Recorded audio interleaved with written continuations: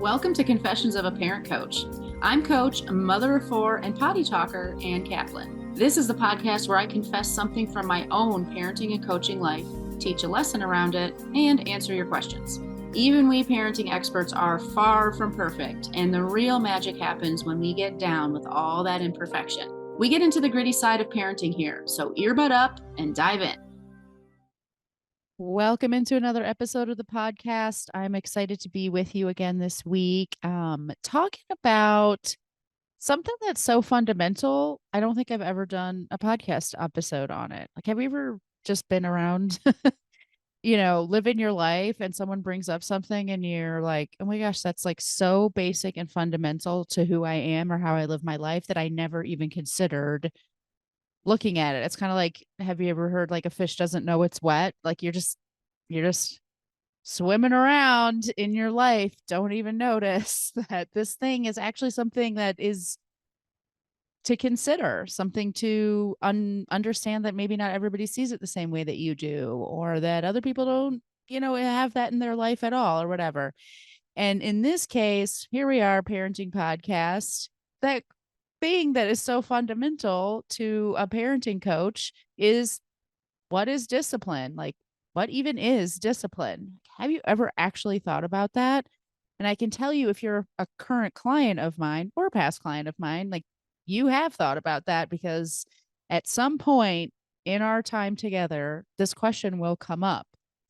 Because when we come to parenting, we are coming with a set of preconceived ideas, notions, definitions, expectations, beliefs, all of this stuff that we had long, long, long before there was ever a child in our lives. And oftentimes, I would say almost all the time, those preconceived mumbo jumbo is really not accurate and usually doesn't serve us. And so, whether that means that you just go through the early stages of parenthood feeling really disillusioned because it doesn't measure up to what you were expecting, or something that I think is really universal, but even more important, which is realizing that you're really going about this the wrong way, like in a way that's not working, it's not serving you, that's not aligned with your values and all of that stuff. And for that reason, when you work with me, you get a whole workbook, you have a whole curriculum that you get to go through. It's not like going back to school. It's much more like, oh my God, remember how everyone says parenting doesn't come with a manual? Here's your manual. It's amazing. And in module, let me think about this too. In module 2, there is a whole exercise, a mindset exercise that I walk you through that's really about, like, what is your job description as a parent? Like, have you ever actually thought about, like, what is your job? I bet you it's not what you think it is. I bet you it's not what that preconceived notions that you came to parenting said it was. And that is exactly the kind of concept we're talking about today when we talk about what even is discipline. So I'm going to start us off with a confession, and we'll go from there. So I will say that recently I've noticed this in myself. It was not an intentional shift that I've made by any means, but I've noticed maybe in the last like year or so, the more that I get into really getting into the relationship based side of parenting, really looking at parenting through the lens of relationship and connection, really getting deeper into the psychology and the ins and outs of how we emotionally connect with our kids, attune to our kids, communicate with our kids. The more that I have gone down that road in my own professional and personal development, in my coaching practice, the more I've noticed that I have moved away from the word misbehavior. And one of the things I recently was talking about with my own business coach is, because, by the way, here's a little sidebar. If you're thinking about hiring a coach, never hire a coach who doesn't have a coach. Because if you're out there as a coach saying, coaching, it is the thing that's going to get you from point A to point B, put your money where your mouth is, right? Like, if that's the truth, every single person is at a point A and wants to get to a point B. So how come we as coaches wouldn't have coaches as well? So just that's a little soapbox moment for you. But I was talking with my coach recently, And I was telling her, some of these things I've noticed with myself because I've, really progressed and gone further in some of these things that I'm exploring. And she really reminded me, you need to meet people where they're at. And when we first come to this work, we are really thinking about the fact that our kids are misbehaving, they're being naughty, they need to be punished, we need to teach them. Discipline is about getting them to stop acting this way. And I think that it's uncomfortable. Like, even as I'm saying this stuff to you right now, my confession for you is like, I feel really squirrely using that kind of language, even though 100% transparency, like that is also how I felt for a very long time, even when I was even in the beginning of my coaching career, thinking about, what I'm doing as a coach or what I'm doing as a parent is really helping to get my kids to behave differently. And at the time, I probably wouldn't have even said it as judiciously as I just did. I probably would have said, like, they're misbehaving, and my job is to get them to behave better and to improve their behavior.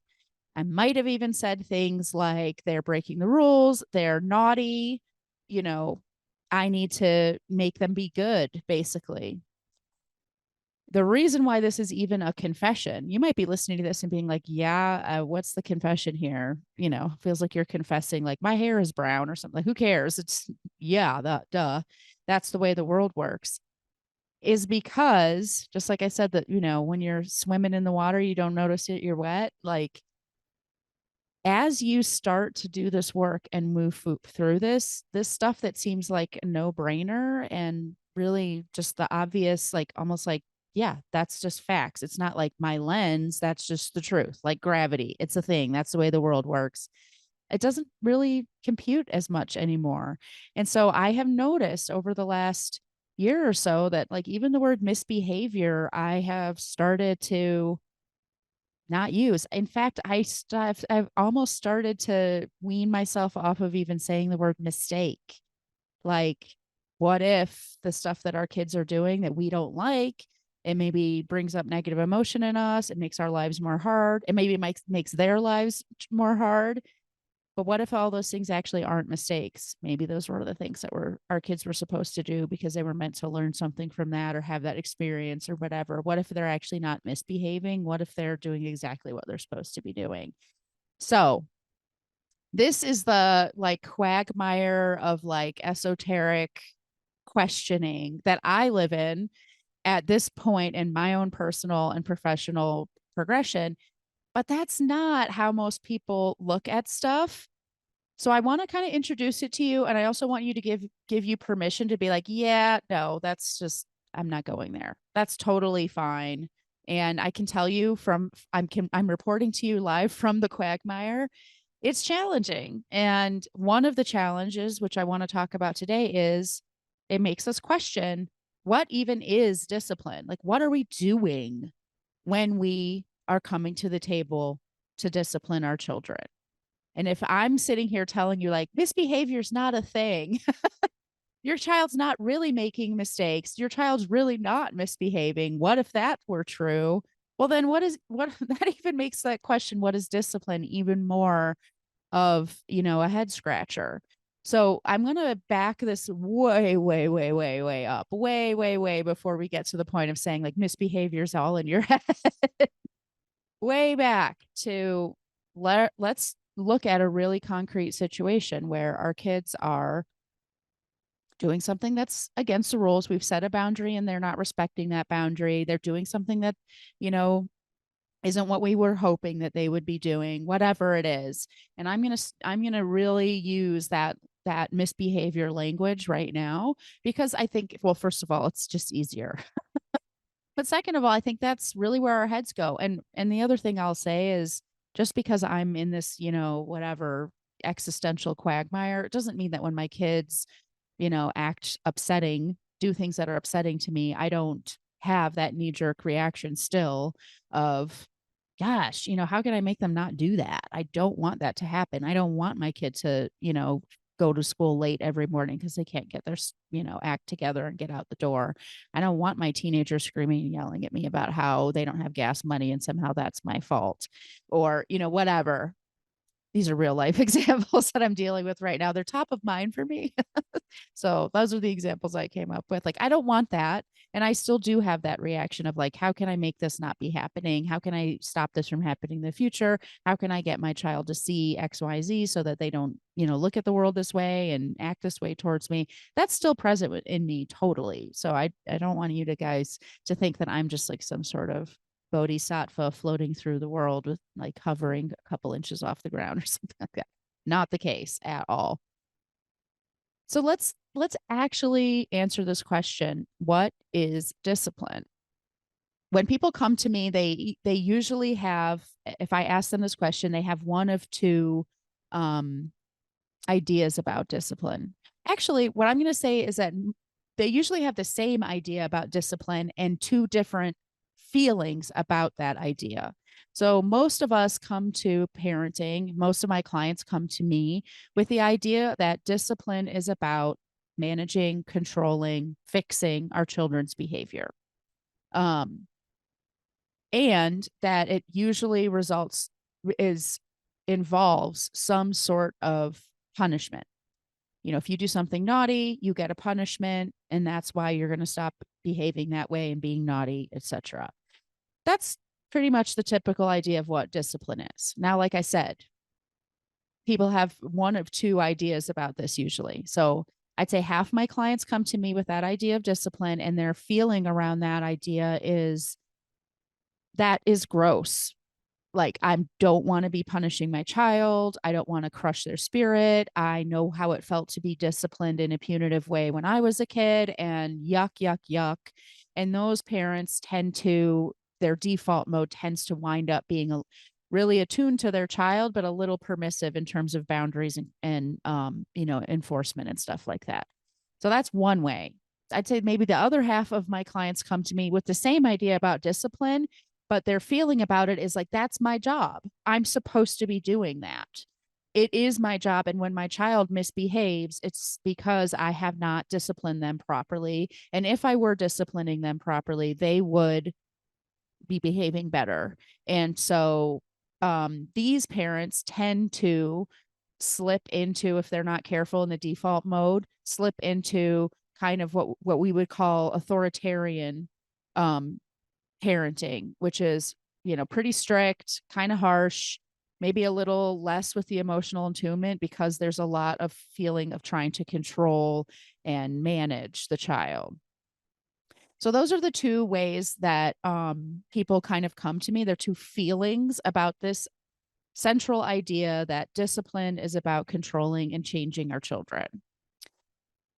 I want to tell you that central idea is false, and then all of the feelings that we have about that central idea, therefore, obviously, implicitly are kind of based on a false premise.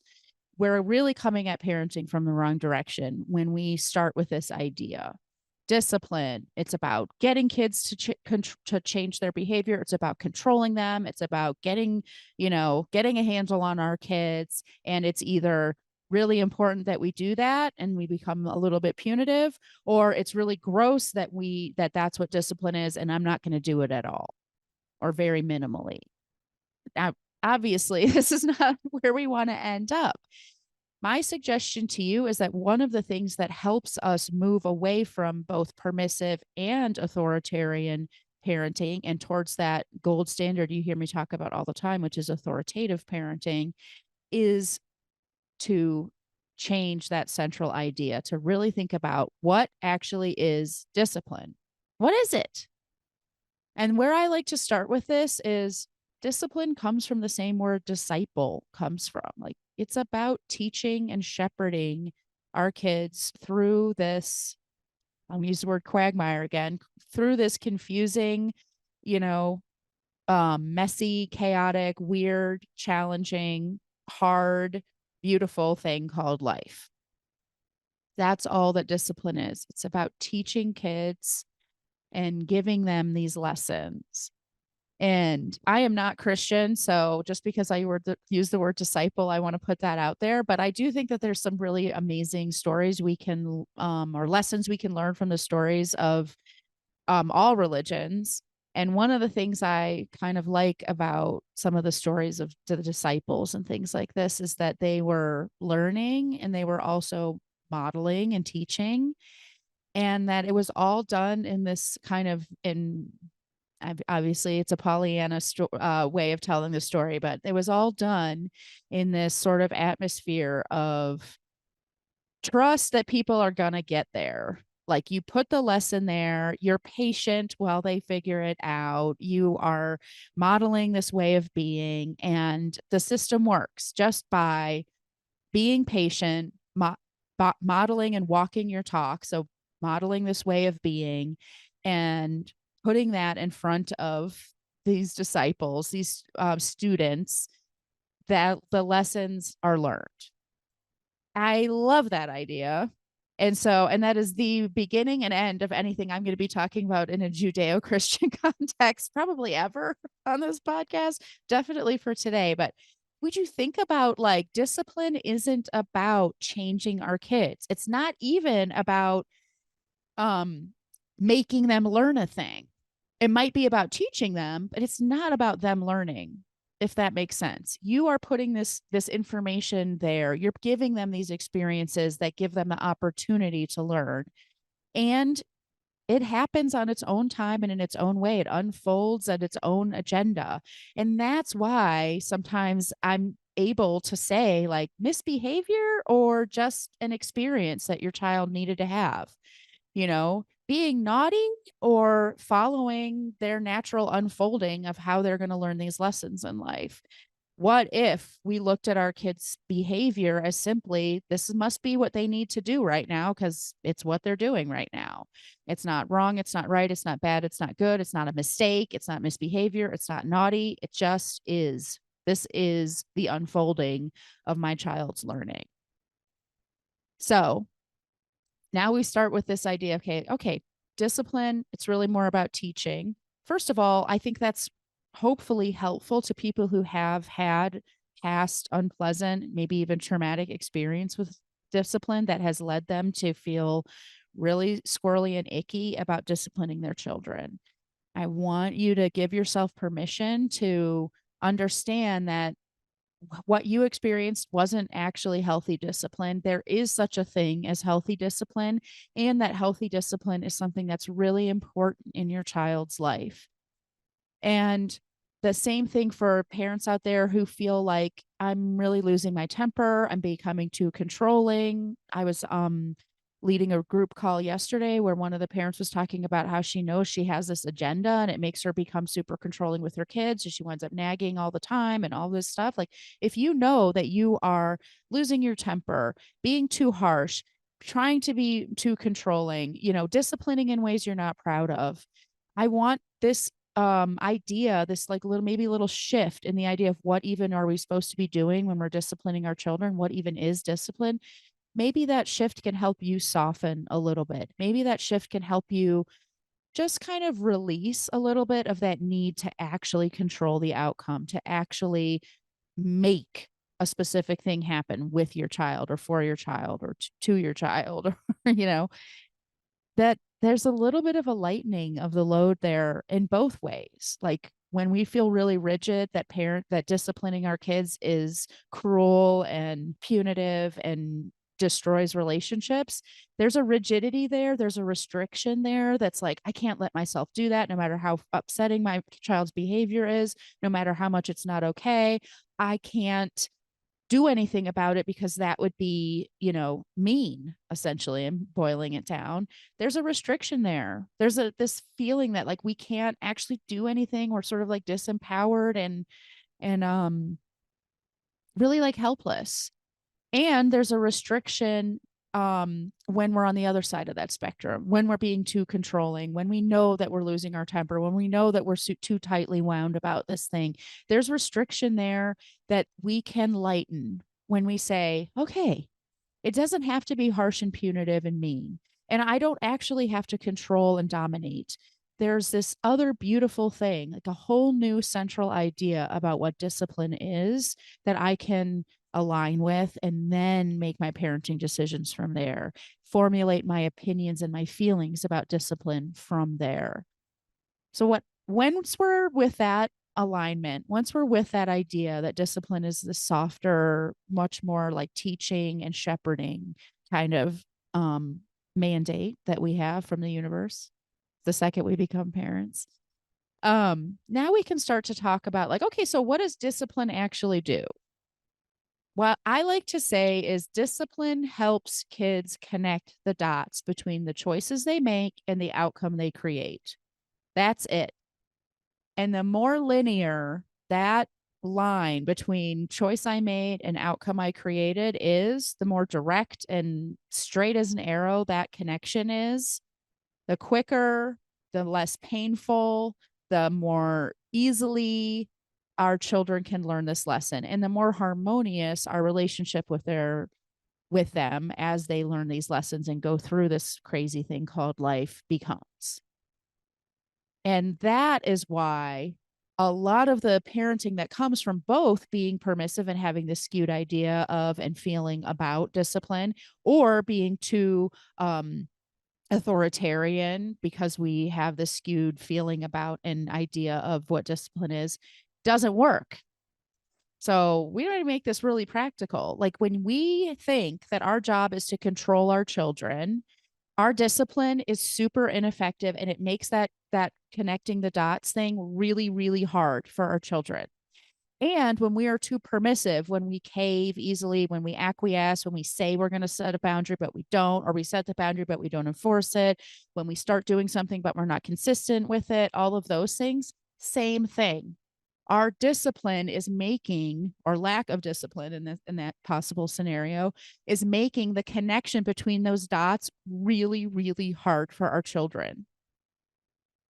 If you look at truly effective, loving, aligned, healthy discipline with children, it really ticks those boxes of, not being emotionally intense, not being controlling, like really letting children have agency and choice about this container that we've made, allowing them to learn through their experiences, and really managing our own emotions. And when we do that, the line between the choice this kiddo made and the outcome they created is very, very linear. It's a very clear path. Okay. So I want to just take one example. Let's take emotional intensity, which comes in play for both sets of parents, both permissive and authoritarian parents. Emotional intensity comes into play. Your child, let's say your child comes home from school and every day they leave their backpack on the floor, just dump all their stuff. It's like a huge like yard sale the second they walk through the front door. And I know there's like every single parent on who's listening to this podcast right now is like, yes, that is like the kids' way of being. They come home and it's just like everything, their coat, their shoes, their backpack, their lunchbox, their water bottle, everything. It's all over the front door, all over that foyer, that entryway to your house. So let's say that's happening. Some parents might say like, well, I just totally get it. It's, you get home, you have all this crap, you want to let it down, you need some time to unwind, you want some transition time, you don't want your mom like badgering you and nagging you right from the get-go. I want it to be nice and calm and harmonious when my kid comes home from school. And so, I might say something about the backpack, but I don't do anything about the backpack, or I am just kind of relax about the backpack. Maybe I just pick the backpack up myself, whatever. So you can see there's not really a whole like actual predictable situation about the backpack here. Some parents might say that. And the second they see that stuff sitting down in the front hallway, they lose it, right? They're like, oh my God, every single day you leave your stuff everywhere. I can't take it anymore. Get up off your butt, go put your stuff away. Like there's a lot of frustration and anger. So what I want to say in these two scenarios is that there is emotional intensity in both scenarios. One scenario, the emotional intensity is frustration, anger, resentment, maybe real. So that would be that authoritarian reaction. One is a ton of alignment, but it's like almost like too much. It's like, I don't want my kid to be upset with me. I don't want the day to go badly. I don't want the rest of our day to be us being angry with each other. It's almost the emotional intensity of like, I'm going to say it this way, but that's not what it actually is. But that's for a topic for a whole nother podcast on codependency and stuff like that. But what it feels like, at least, is like too much empathy, like an over um, intense identification with the child. But in either scenario, there's this emotional intensity, whether it's the anger that the kid's leaving the backpack there, the fear that the child might be angry or that things are going to be like disharmonious for the rest of the day, the like intense, like, I get it, it's fine, amazing, I love you so much, you can do no wrong. Whatever it is, it's emotional intensity. Okay. So now let's look at that connecting the dots. When a kiddo makes this choice to have put their stuff all over the front hall, we want the connection to, that's really not a great decision that you made, or you might want to do it differently next time, or here's what happens when you leave your stuff laying around. We want that connection to be linear. Emotional intensity takes that straight line and makes it the most circuitous maze a child has ever had to navigate, because kids are naturally attuned to our emotions and they're constantly looking for reassurance from us that we are stable, steady, rock steady, emotional safety places for them. When we're super angry and intense, when we're upset and afraid, when we are like kvelling like over the top, that message is like, actually, I'm kind of unpredictable and intense, and you might not feel 100%. And so what happens is kids care way more about our emotions than they do about this other lesson that we're trying to teach them. So instead of it being this really direct line from, oh, I leave my stuff laying around and then I don't get to have screen time until it's cleaned up, or I leave my stuff laying around and tomorrow when I want it, it's not there for me, or I leave my stuff laying around and that delays snack time because snacks happen after all of our stuff from school gets put away. Whatever the consequences you decide, that's for you to decide, and that's fine. But instead of them connecting this dots, once we've had the emotional intensity, it's when I leave my stuff laying around, my mom gets really upset. I feel really dysregulated when my mom is upset or my dad is upset or my grown up is upset. I feel dysregulated. So now my focus is just going to be on trying to make myself feel less dysregulated, not actually any lesson about my backpack. That's just one example of how this like straight line becomes super circuitous. Emotional intensity really, really is a monkey wrench in that. But all the other mistakes that we make as parents can be monkey wrenches in that too. Like, for example, let's say inconsistency. Sometimes I come home from school and my mom yells at me about the backpack. Sometimes it just lays there and it's waiting for me tomorrow and it's no big deal. Sometimes it's gone. Sometimes I don't get screen time. Sometimes my mom gives me a lecture. Now the outcome of my choice, there's multiple outcomes and it's totally random which outcome I'm going to experience. So how am I supposed to connect the dots between the choice I made and the outcome I created? So that's another example. Emotional intensity can be a monkey wrench. Inconsistency can be a monkey wrench. Having no consequence at all can be a monkey wrench, because this kid's leaving their stuff laying around and nothing ever happens. There's nothing to connect the dots to. There's a choice I made and there's no outcome that I've created. So there's no possible way I'm going to learn a lesson here. So you can see how once we start thinking about, well, it's my job to make sure my child never, does things I don't like. If my child is behaving in ways I don't like, it's not because I've fallen down on the job. And also, it's not my job to be mean and punitive. And there's a way for me to teach my child that's loving and healthy. Once we have that framework, and then we start thinking about, okay, discipline, it's just about connecting the dots. I can totally set up a scenario in which my child can connect the dots. All of a sudden, like 90% of the ways that most people parent, it's so obvious that it was never going to help these kids connect the dots. They were maybe connecting the wrong dots. They might be connecting to nothing. It's taking them a very, very, very, very long time to learn a very simple lesson, which is, hey, when I come home from school, I put my stuff away.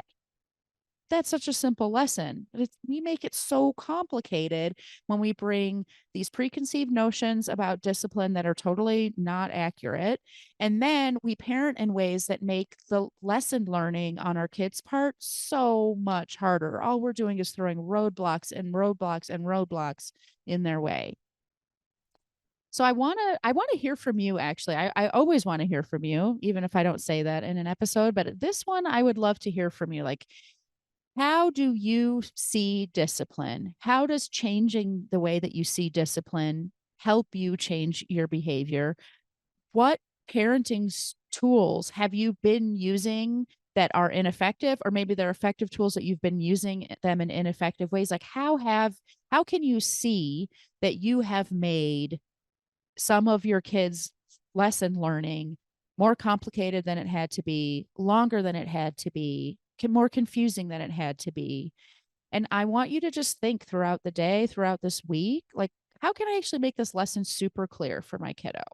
What can I do to make this scenario like the most accessible learning opportunity possible for my kid?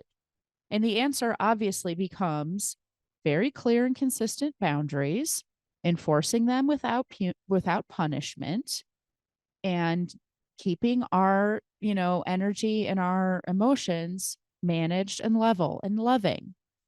If we can do those things, we are nailing it.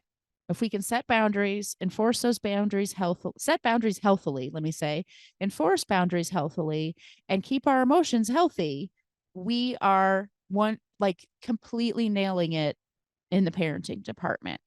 Now, obviously, that's a lot easier said than done. It's hard. It's hard to manage your emotions. It's hard to even identify, like, why am I actually losing my temper when my kid leaves their stuff home, on the front hall when they come home? My gosh, like, I know that really drives me crazy, but why? What can I do to manage my emotions so that I'm not emotionally intense about that? Because I know that that's going to muddy the waters for my kid. That's hard. What are the tools that we use to enforce boundaries without punishment? That's hard. It's hard to know the answer to that question. You know, what are the ways to set boundaries with our kids that aren't about telling them what to do and trying to control them and kind of put them, crush their spirit and put them in a pigeonhole them and stuff like that? Those things are hard. They're not what we were taught. They're not what we've seen modeled for us. Anything that we do that's in those realms is stuff that we're learning as adults. And that is why I exist. So if you know that you want help in all three of, or even just one of those arenas, if you can start to see clearly how things could be different, if you could just kind of get a handle on some of this stuff, let's talk. Set up that free discovery call you hear me mention every week. Book it for yourself. Spend that time with me, telling me all about your situation, what your goals are. I want to know what you're up against right now and where we're going together. And I can tell you, just even from a 30-minute or even 15-minute conversation, I can give you so much feedback on, oh, okay, these are the things we need to tweak. I think if you try this is going to work differently. And let's figure out how to keep you actually doing that, not just having a one-time conversation, but how can we get you that support and knowledge going forward?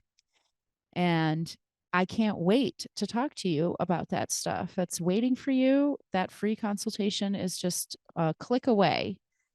I hope this is helpful for you. I hope it's kind of given you some things to ponder and think about. Think about that idea of soft discipline and connecting the dots is your only job for your kiddo. And I will talk to you again next week. Bye, everybody. Welcome to Confessions of a Parent Coach. I'm Coach, mother of four, and potty talker, Ann Kaplan. This is the podcast where I confess something from my own parenting and coaching life, teach a lesson around it, and answer your questions. Even we parenting experts are far from perfect, and the real magic happens when we get down with all that imperfection. We get into the gritty side of parenting here, so earbud up and dive in.